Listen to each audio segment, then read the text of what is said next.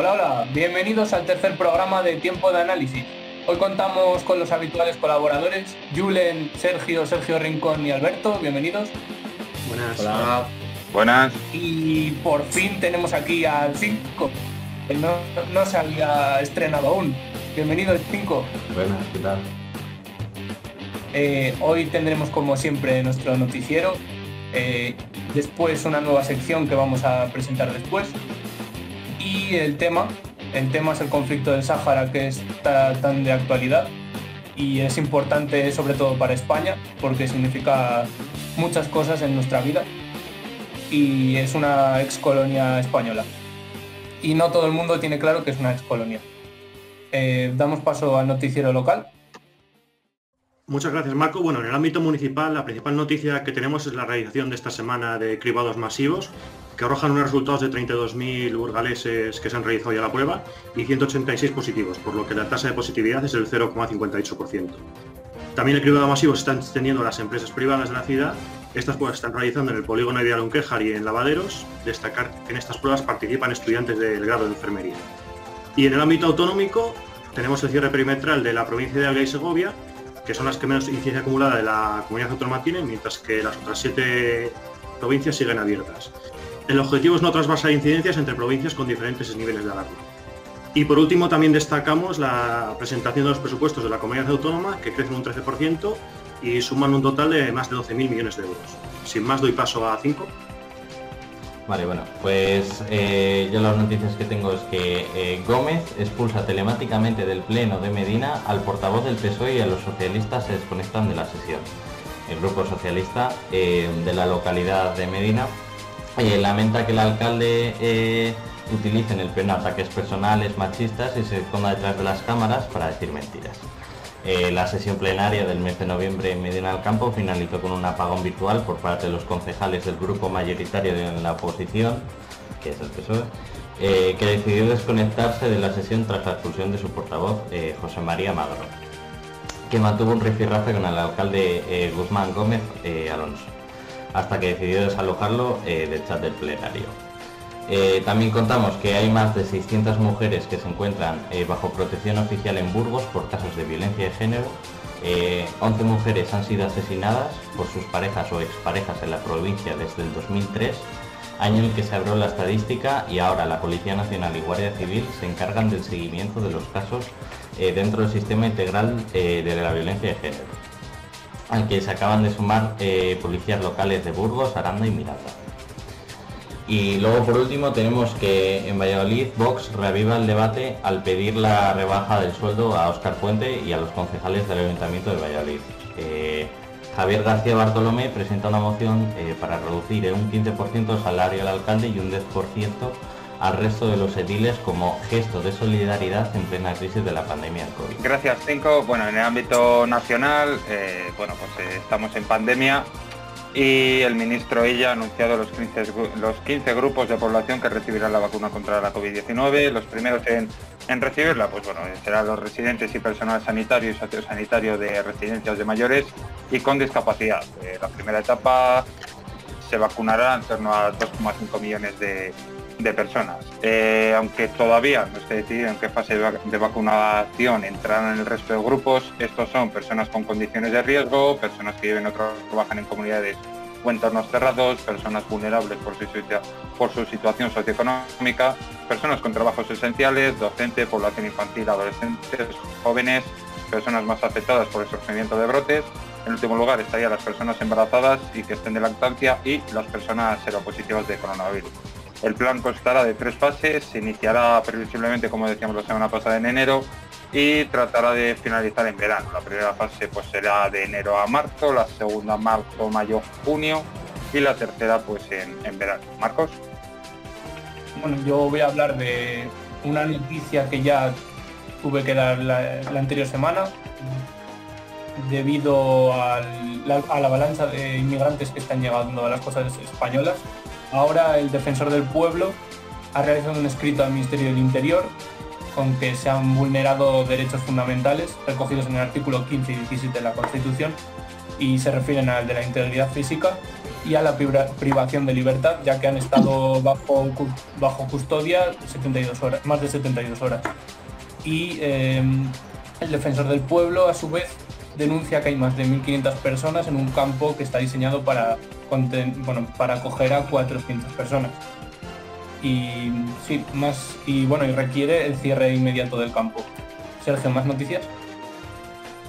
Sí, en el ámbito nacional, el Supremo rechazará poner en la calle a los presos del procés por la vía del tercer grado, estimará los recursos de la Fiscalía contra la concesión a los condenados de un régimen que les permitiría ir a prisión pues únicamente a dormir algunos días. En esta situación sí que se encuentra actualmente Carme Forcadell, expresidenta del Parlamento catalán, y la consellera de Trabajo Dolors Bassa, pero en contra ha quedado paralizado en el caso de Oriol Junqueras, Jordi Sánchez, Jordi Cuixart, Jordi Turull, Josep Rull, Raúl Romeva y Joaquín Forn, por decisión de la jueza María Jesús Sanz.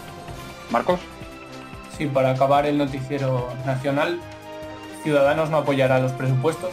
El grupo de Inés Arrimadas ha dicho que tras el sí a Esquerra y a Bildu no va a apoyar estos presupuestos, y el gobierno además solo ha aceptado 2 enmiendas del grupo parlamentario de Ciudadanos.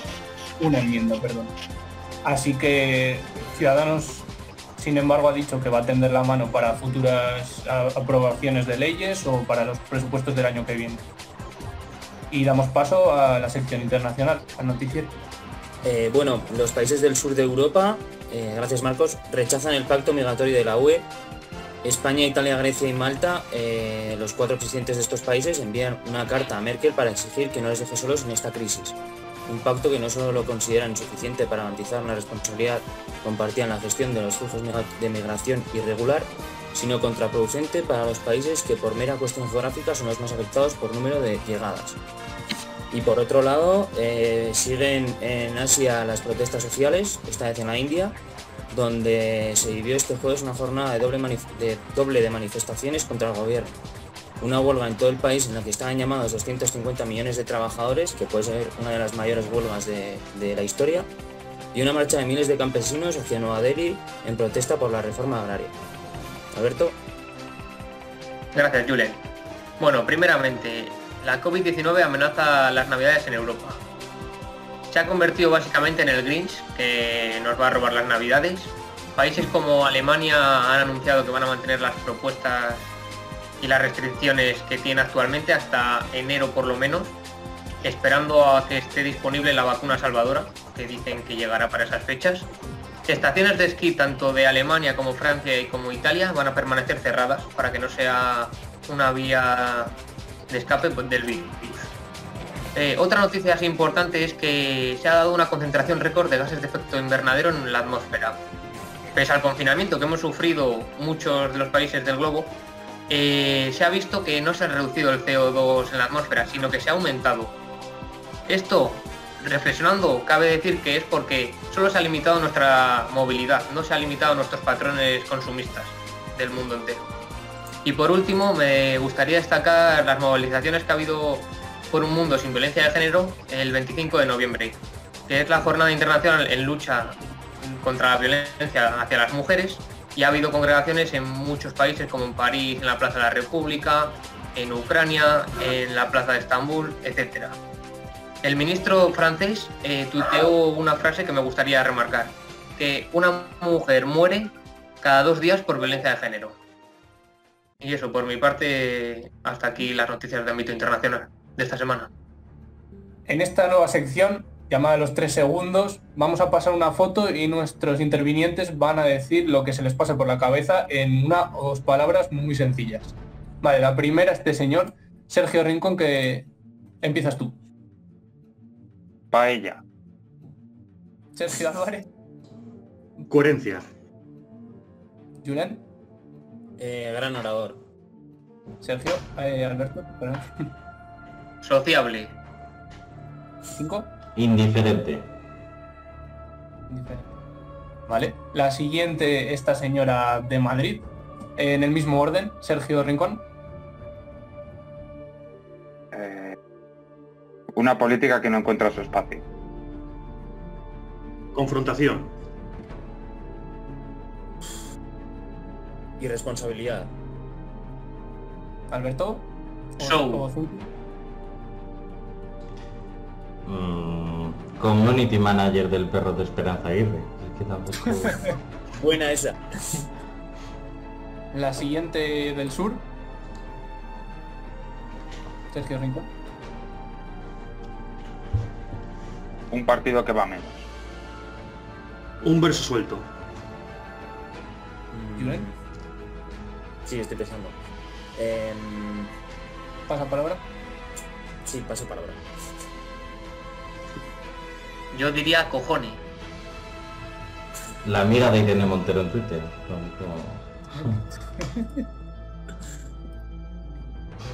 Muy bien, y esta señora ya un poco aparta de la vida política, pero de vez en cuando aparece, ¿no? Es que sale de la cueva. Nunca la llegué a entender ni la voy a entender. Un proyecto político que pudo ser y no fue. Desaparecida. Funeraria. Pero esta señora, en plan, no sé. Es que un día dice una cosa y otra, con lo cual no hay que tomarla mucho en cuenta. Y la última de la sección de hoy, este señor, con tan pensativo, Sergio Rincón. Un hombre que va a decidir en los presupuestos más que Pablo Casado. Pragmatismo. Apartado. Expresidiario. Bueno, a ver, la ETA. O sea, no lo ha dicho nadie más, pero es que la gente lo ve y dice la ETA. O sea, que no... La ETA. Claro, es que... Joder, esto bien, está bien. Vale, el programa no es dueño de las opiniones de sus intervinientes, ya quitamos el No tenemos ninguna responsabilidad. Vale. Muy bien, pues damos paso al tema de hoy, el conflicto del Sáhara, ¿no? Y bueno, Alberto nos va a explicar primero un poco el contexto histórico. Alberto. Sí, bueno, básicamente el territorio del Sáhara pues está ubicado en el noroeste de África y nos vamos a remontar así para empezar a 1476, que digamos que es la primera vez que un construyó allí un fuerte para las idas y venidas del Imperio Español por el mar. Es un territorio muy difícil de explotar. No parece así a simple vista que tenga mucha importancia. En 1885, con la carrera colonial, pues como España había ido haciendo cosillas, lo reclama el Sáhara y lo ocupa poco a poco.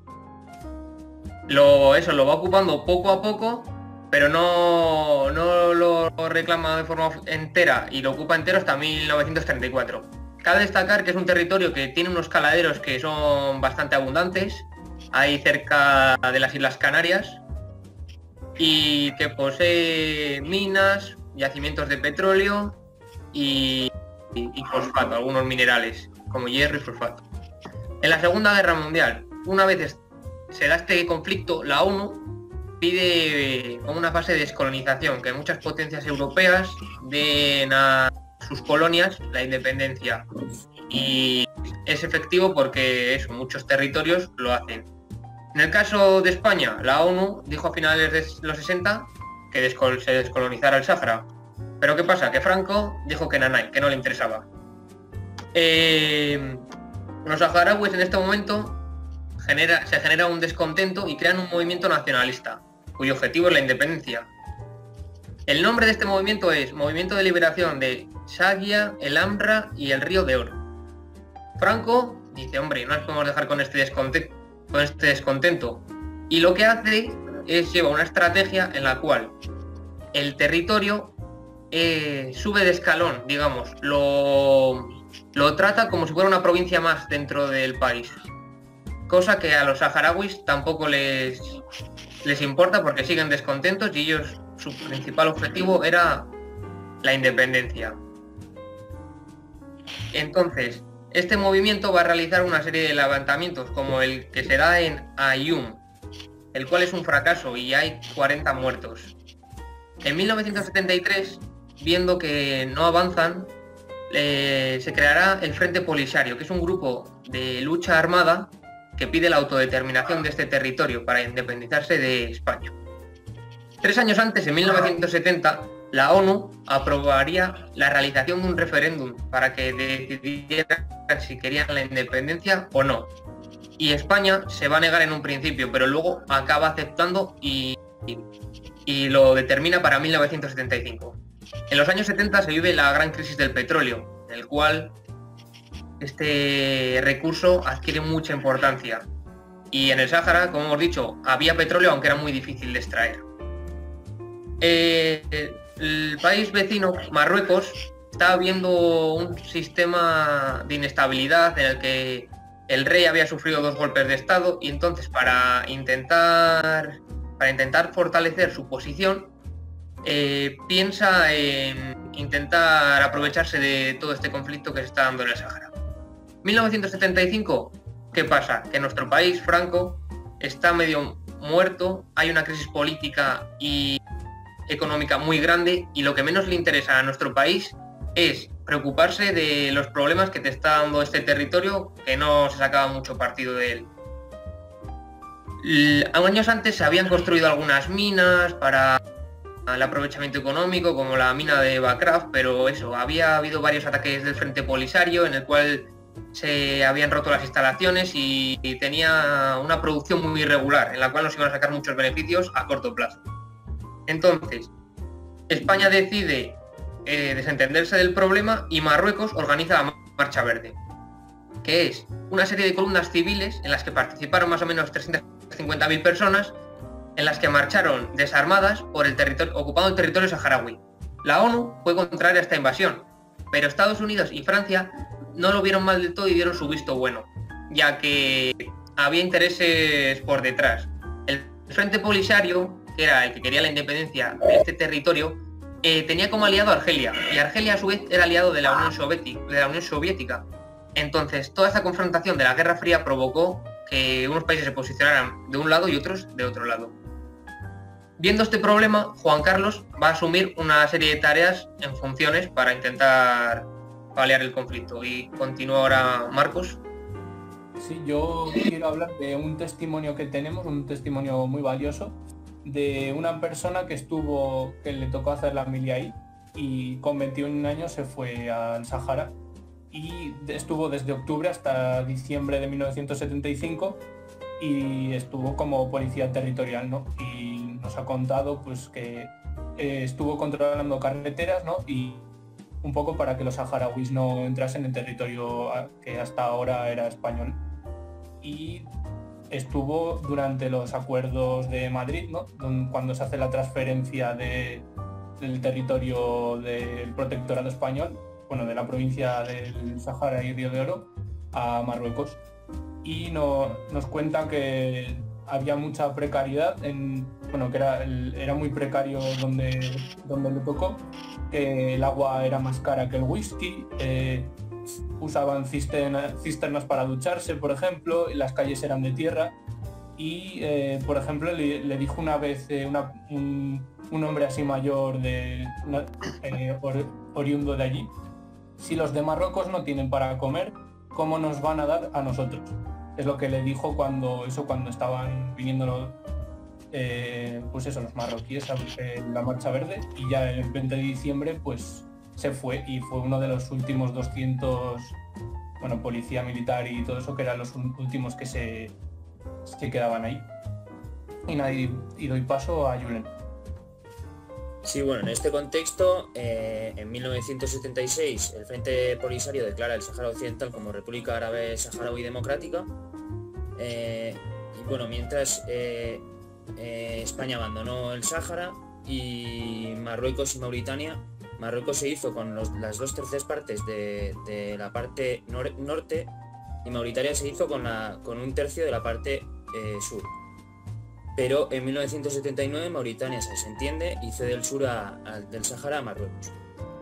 Mientras, pasan los años Y en el 82 y del 82 al 87, Marruecos, para evitar que el Frente Polisario haga incursiones en su territorio, bueno, el territorio ocupado, crea la mayor línea defensiva del mundo, que es el muro que es una serie de muros que creó para ello. Y mientras Marruecos que consigue controlar el 80% del territorio. En el 91, ¿qué pasa? Que la ONU declara el alto el fuego, ¿no? Y obliga a Marruecos a oficializar un referéndum que Marruecos aplaza al 98. Y mientras tanto lo va aplazando y en 2009, eso en 2007, ya Marruecos ya no propone un referéndum, sino que ya propone dar la autonomía al Sáhara Occidental, pero siendo parte de Marruecos. Y en este contexto, a mediados de este mes, en 2020, ciudadanos saharauis bloquearon la carretera de Guerguerat, en el sur, que es una de las más importantes, que conecta con el mar Atlántico, exigiendo a la ONU que se celebre el referéndum. Y Marruecos envió al ejército, que dispersó a los manifestantes con armas de fuego, y ello ha provocado que el Frente Polisario, el pasado 14 de noviembre, declarase el estado de guerra o guerra de liberación del pueblo saharaui. Y hasta aquí el contexto histórico. Muy bien, ahora damos paso a Sergio Álvarez. Bueno, sí, ya un poco análisis del conflicto, ya terminando un poco el tema histórico, tenemos que entender también la visión de Marruecos de una gran Marruecos. Es un poco lo que se reivindica, coger todos estos territorios que se piensa que son suyos, y en este caso se habla de invasión. También, con respecto al último conflicto, es muy interesante la ciudad que decía Julen de Guerguerat. Es que es un paso por fronterizo muy interesante porque es lo que conecta la zona que controla Marruecos del Sáhara con Mauritania, que no olvidemos que es su aliado. Luego, en tema de más actores involucrados, como decíamos Argelia no olvidemos que tiene uno de los ejércitos, junto con Marruecos, más potentes de toda África. Y precisamente Argelia es un punto clave en este sentido, que si no, el Frente Polisario no tendría nada que hacer. Aparte de darles armamento, suministros, también le deja territorios para poner sus bases militares y también sus campos de refugiados. Entonces creo que es muy importante el tema de las relaciones internacionales y de poderes que hay. Luego el tema de la ONU y el tema de España. España, no olvidemos que en este sentido se lavó las manos del conflicto. Y es una cosa que todavía está por resolver y que va para largo. Y no se llegan a poner de acuerdo con el tema del referéndum. Ni está ni se le espera.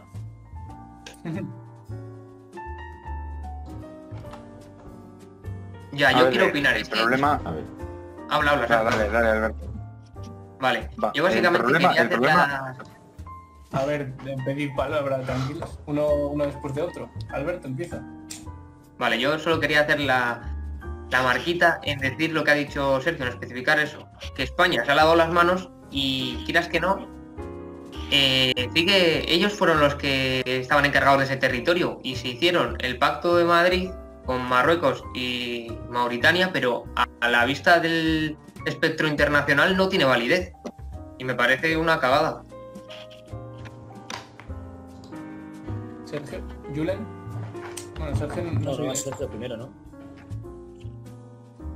Va, no sé cómo digáis. Bueno, voy yo.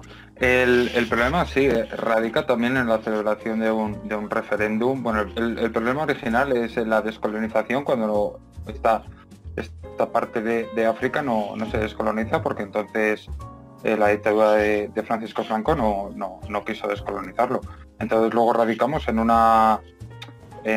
referéndum que se espera hacer desde mediados de la década de los 70, y un referéndum que Marruecos yo creo que va a ceder porque no olvidemos que ahora mismo Marruecos está intentando meter la máxima población posible dentro de lo que sería el Sáhara, o sea, en su parte del Sáhara, pero que al final y al cabo el referéndum se va a celebrar en todo el Sáhara. Entonces, claro, yo creo que Marruecos va a ceder a ese referéndum en el momento en el que, claro, va a decir, oye, seguramente el referéndum se haga a favor nuestro. Ahora sí, es un referéndum que se estará demorando desde la década de los 70. España en este conflicto, sí, o sea, se lavó completamente las manos. También había que ver en el momento histórico que le pilló a España con un dictador que estaba prácticamente fallecido, en una situación política y económica difícil para nuestro país, en el cual yo no creo que el rey Juan Carlos optara por la mejor por la mejor versión, pero creo que sí por lo más fácil para nuestro país. Dicho lo cual, ¿cuál es el futuro de este territorio? Pues es el conflicto hasta que se celebre, si se llega a celebrar un referéndum en el cual que yo creo que ganaría fácilmente Marruecos. Sobre las relaciones internacionales, es verdad lo de Argelia, claro. Este conflicto al fin y al cabo pilló en mediados de la Guerra Fría. Estados Unidos, países como Estados Unidos, como Francia, sí que se posicionaron del lado de Marruecos. ¿Por qué? Porque del otro lado, del lado saharaui, se posicionó Argelia, la cual era un aliado no olvidemos, un aliado de la Unión Soviética. Entonces, a partir de ahí sí que es verdad que eran como este conflicto le pilló la Guerra Fría. Sí, seguramente a Francia le interesaba que Marruecos se hiciese con el Sáhara, porque al final, siendo una excolonia, pues al final ha habido esas relaciones económicas, han seguido persistiendo por temas de idioma o por temas de que fueron excolonias.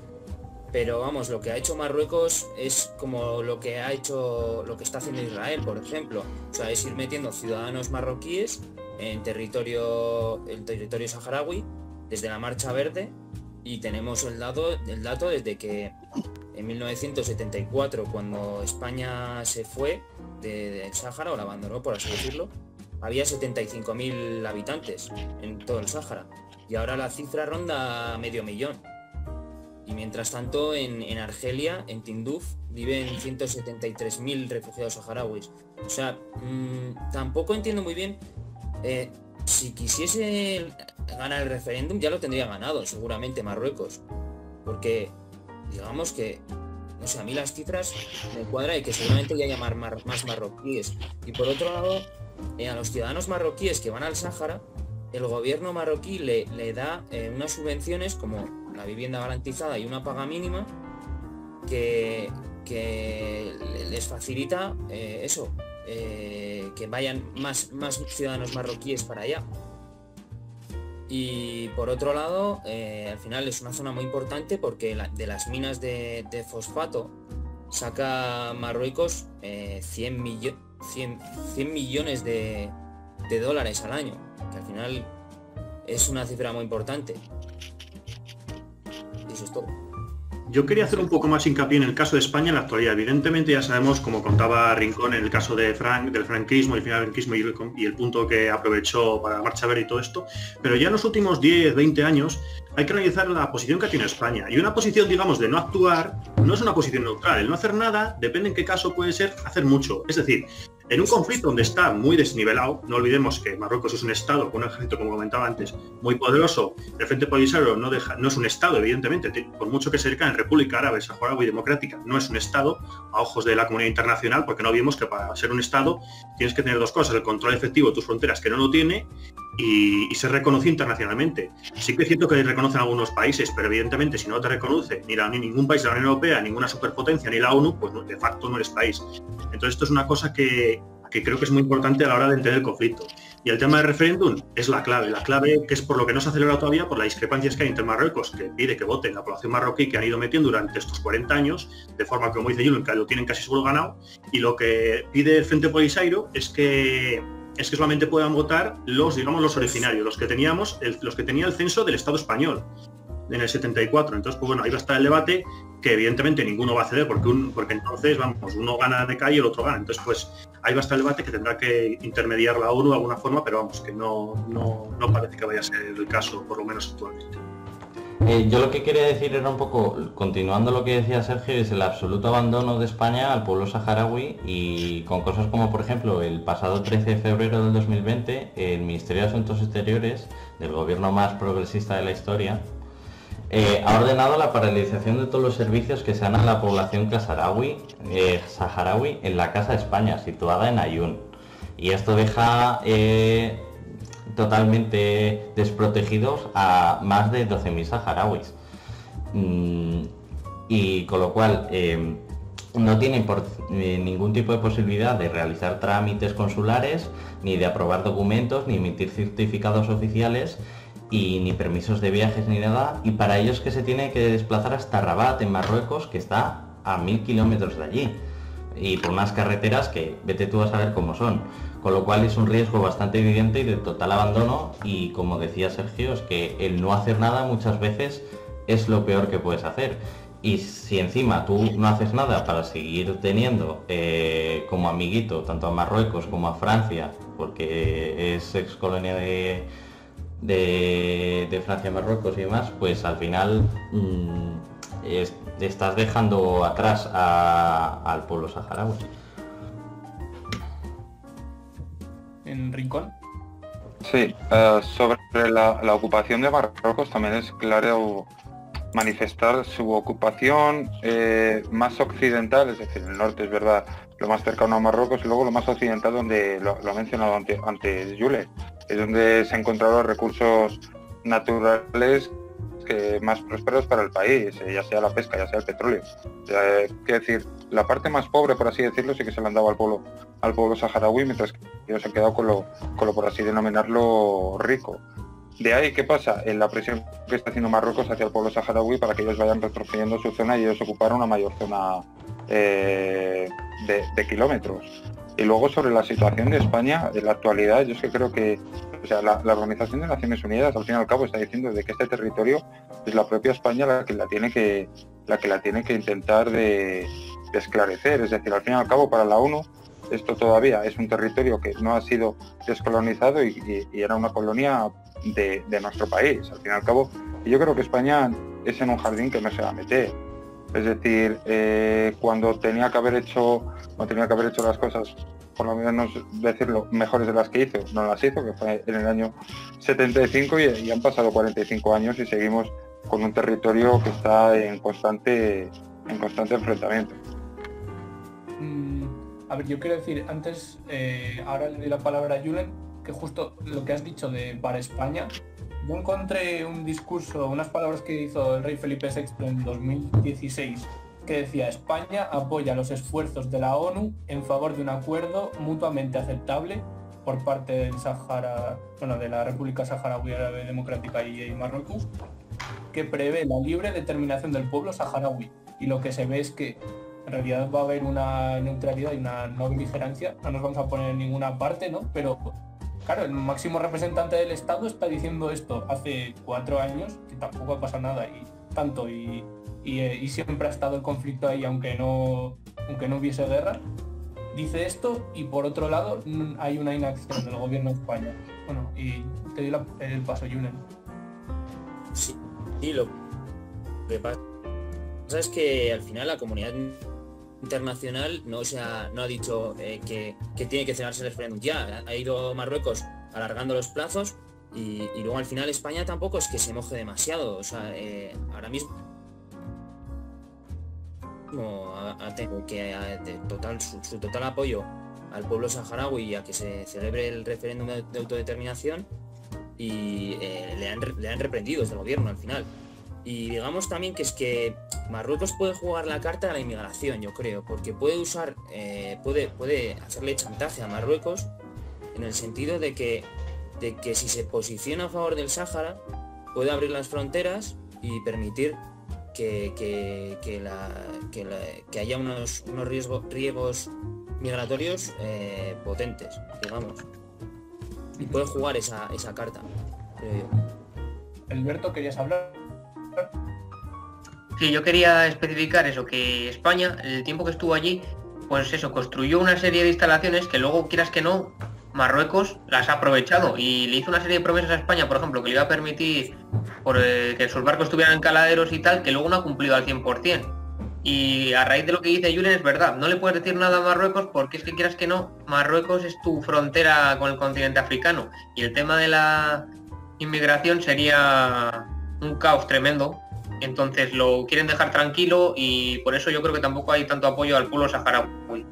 Y por último, una reflexión, que hay muchos discursos por parte de las organizaciones internacionales cínicos porque prometen y dicen no, los derechos humanos hay que protegerlos, tal. Y se ha visto que en este territorio, aunque estaban en periodo de paz, cualquier representación de libertad o de ideas ha sido reprimido duramente por el ejército marroquí. Y nadie ha dicho nada, porque no les interesaba. Entonces se llenan la boca de palabras vanas que luego no actúan en la realidad y dejan vendidos a poblaciones. Muy bien, ya estamos acabando. Ahora le damos paso al 5, luego Sergio acabará y hacemos las conclusiones. Vale, yo es una cuestión que quiero lanzar a todo el que esté escuchando esto y a vosotros mismos, que si España se hubiera encontrado un contexto histórico diferente, ¿hubiera dejado España abandonado al pueblo saharaui? Porque yo sinceramente creo que sí. Yo creo que lo ha también. permanecido en la zona. Vale, Ya un te lo momento, digo. pues si le quieres responder, Sergio Rincón, eso, muy breve y luego acaba Sergio, ¿vale? No, sino, o sea, lo que he comentado, eso es un poco política ficción, obviamente, pero que si hubiese cambiado, pues obviamente no. Pero es que yo creo que hubiese hasta permanecido España en la zona, de no ser el momento histórico con el que se planteó la Marcha Verde. Yo creo que sí que hubiese permanecido España en la zona, pero que hubiese abandonado al pueblo saharaui, eso no me cabe ninguna duda. Luego también, ya antes de pasar a las conclusiones y por finalizar esta parte de análisis, yo creo que es importante que sepamos la relación que tenían las monarquías, en este caso la monarquía de Marruecos con la monarquía española. También tenemos en cuenta el contexto del 75, la transición española, la monarquía que estaba en cuestión, y como todo, en el ámbito internacional, para asentar una cosa tienes que tener un poco apoyo internacional. Entonces, si en este caso Juan Carlos quería también tener apoyo, más apoyo, pues necesitaba llevarse bien con otras monarquías y con otros países del entorno, y no es en este caso para nada menos importante el tema de Marruecos. Y bueno, ya sin más, Marcos, pasamos a las conclusiones. Sí, vale. Si Alberto veo que quiere empezar primero y después pues vais cogiendo la palabra como queréis. Así que Alberto, empezamos con las conclusiones tuyas. Vale, mi conclusión es básicamente que el territorio saharaui ha sido maltratado y abandonado durante toda la historia, básicamente, porque no se le permitió la independencia cuando otras colonias africanas se independizaron, y luego países vecinos aprovecharon esta situación para aprovecharse de este territorio, y España, que era la metrópoli, les dejó abandonados. Entonces espero me gustaría que por parte de las organizaciones internacionales se diera solución al problema, porque eso, están abandonados. 5. Bueno, yo como conclusión quería decir que, bueno, por mucho que quieras buscar el apoyo internacional de otras monarquías y demás, cuando está la transición y quiere instalarse el rey emérito, no puedes dejar abandonado tu propia ex colonia que se está descolonizando, ¿sabes? No me parece algo que sea moralmente bueno ni algo que deba ser apoyado. Julen, ¿quieres hacer tu conclusión? Sí, bueno, yo quería recalcar que al final en una guerra abierta, aparte de que no les van a apoyar ninguno de los dos, el Sahara sabe que tiene las de perder. O sea, eso lo tiene claro. Para mí, lo que pretende con ello, con esta declaración de guerra, es un mensaje hacia la comunidad internacional para visibilizar su situación y que se celebre el referéndum que lleva 45 años por hacerse. Y es que si no van a seguir todas las cosas igual y el pueblo saharaui corre el peligro de desaparecer o de seguir siendo discriminado, digamos, ¿no? Y nada, que quería mostrar mi total apoyo al pueblo saharaui y eso es todo. Vale, y faltan los Sergios. Va, dale tú primero, Sergio. Nada, pues el tema de Marruecos, insistir en que es una de las mayores potencias en África y sobre todo que tiene relaciones internacionales con países muy importantes, en este caso la Unión Europea, que es muy penoso que en 2020 todavía no se haya solucionado este conflicto político, que hay muchas cosas que, por lo que decía, por el tema de las relaciones internacionales que tiene Marruecos, se le consienten. La única solución posible es la intervención de la ONU y forzar un referéndum, pero vemos que no va a ser posible porque ambos discrepan de las formas y en eso nunca se van a poder poner de acuerdo, porque supondría que ganará uno, ganará otro. Destacar que España en este sentido tiene una responsabilidad histórica que ha ignorado durante 40 años y yo creo que va a seguir ignorándolo. Por lo tanto, la solución no se ve a corto plazo ni incluso a medio plazo, y en todo caso las de perder siempre las va a tener, en este caso, la República Saharaui Democrática. Y por último, Vale, mi conclusión es que en este territorio se han ido haciendo malas cosas desde hace muchos años y por eso estamos actualmente todavía en un conflicto. Creo que es un conflicto que va a ganar Marruecos. Creo que si serían entre otros dos estados intervenirían más, no ya otros estados, sino las organizaciones internacionales. Creo que Marruecos tiene mucho poder internacionalmente y por eso cuenta con varios apoyos. Bien, Francia dentro de la Unión Europea, que sabemos lo que es Francia dentro de la Unión Europea. El pueblo saharaui debería de haber celebrado su referéndum en la década de los 70. Creo que se va a celebrar un referéndum, o lo espero, pero creo que se va a celebrar mal, porque van a poder votar ciudadanos marroquíes que se encuentran en esa zona. Y al igual que Julen, me apoyo al Sáhara, y creo que España no ha estado a la altura y no va a estar a la altura en este conflicto. Muy bien, pues hasta aquí por hoy en el programa número 3 y eso, os recomendamos como siempre que nos sigáis en nuestras redes sociales para estar atentos cuando subamos vídeo y demás, Twitter, Facebook y YouTube. Y muchas gracias a los intervinientes y hasta la próxima semana. Nada, hasta luego, chicos. Adiós. Vale.